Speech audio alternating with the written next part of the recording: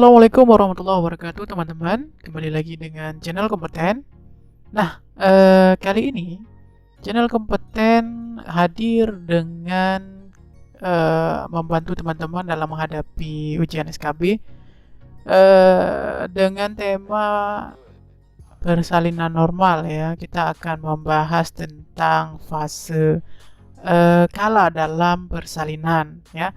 Kemarin ada beberapa sih yang minta dibuatkan video terkait dengan pembahasan tentang kala dalam persalinan. Sebenarnya nih teman-teman, di dalam persalinan normal kita tahu ya ada 4 kala ya, ada 4 kala dalam persalinan. Namun sebenarnya ya ini merupakan proses pengeluaran hasil konsepsi atau janin dan plasenta yang telah cukup bulan melalui jalan lahir atau melalui jalan yang lain ya. Dengan bantuan atau tanpa bantuan ya, baik itu kekuatan sendiri atau dibantu oleh tim medis. Nah, proses ini dimulai dengan adanya kontraksi persalinan sejati ya, yang ditandai dengan perubahan serviks secara progresif dan diakhiri dengan kelahiran plasenta. Nah, ini adalah merupakan definisi dari persalinan normal. Nah, sebelum kita membahas tentang kala dalam persalinan, teman-teman mungkin harus memahami juga ya sedikit tentang materi dalam persalinan ya, atau dalam kala persalinan. Nah, channel kompeten ini telah menyiapkan kesimpulan ya. Kami menghadirkan kesimpulan dari 4 kala itu, apa-apa saja sih yang perlu diperhatikan. Nah, ini dia teman-teman. Namun teman-teman, sebelum kita bahas soal, alangkah baiknya channel kompeten akan memberikan resume tentang kala dalam persalinan ya teman-teman, agar nantinya teman-teman bisa paham untuk menentukan oh ini di kala berapa dan tindakannya seperti apa. Ini dia teman-teman. Untuk kala 1 biasanya dimulai sejak terjadinya kontraksi uterus yang teratur dan meningkat hingga serviks membuka lengkap. Di sini ada 2 fase ya teman-teman. Nah, di sini ada fase laten ya, di mana di fase laten ini dimulai sejak awal kontraksi yang menyebabkan penipisan dan pembukaan serviks. Kemudian berlangsungnya hingga serviks membuka kurang dari 4 cm dan berlangsung hampir atau hingga 8 jam. Ini namanya adalah fase laten ya teman-teman. Kemudian untuk fase aktif ya, ini frekuensinya dan kontraksi meningkat secara bertahap.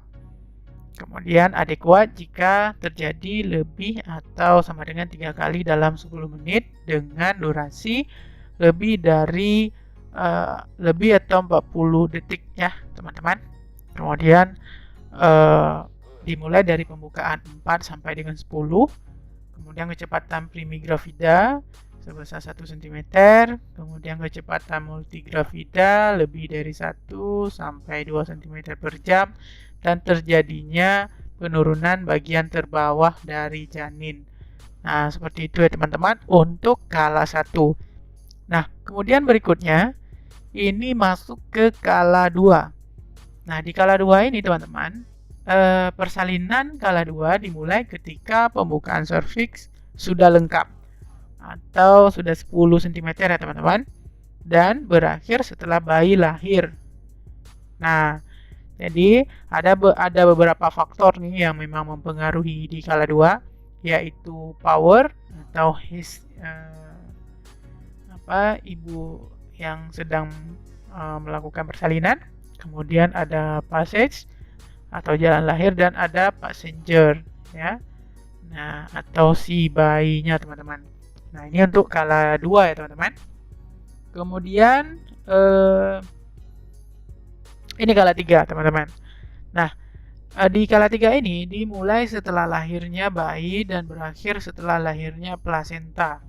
Nah, tanda lepas plasenta di sini teman-teman, perubahan bentuk dan tinggi uterus, kemudian tali pusat yang memanjang, dan semburan darah mendadak dan singkat. Nah, ini perlu diperhatikan ya teman-teman. Kemudian prinsipnya, pemberian suntikan oksitosin dalam 1 menit pertama setelah bayi lahir. Kemudian yang kedua, penegangan tali pusat terkendali. Dan yang terakhir, yang ketiga adalah masase fundus uteri setelah masase fundus uteri segera setelah bayi lahir. Ini yang perlu diingat juga ya teman-teman di kala 3. Nah, untuk kala 4, teman-teman, dimulai setelah lahirnya plasenta dan berakhir 2 jam setelahnya. Nah, di mana selama 2 jam postpartum, ini ada beberapa hal yang memang harus dipantau oleh perawat. Nah, yang pertama adalah pantau tekanan darah, kemudian pantau nadi, suhu, tinggi fundus, kandung kemih, dan darah yang keluar setiap 15 menit pertama selama 1 jam dan 30 menit selama 1 jam kedua, teman-teman. Kemudian masase uterus untuk membuat kontraksi menjadi baik. Nah, ini dia teman-teman, resume tentang kala dalam persalinan. Jadi ada 4 kala ya teman-teman. Nah, channel Komputer Rasa ini sudah bisa ya teman-teman, dan sudah siap untuk lanjut ke tahap berikutnya teman-teman. Ayo kita simak.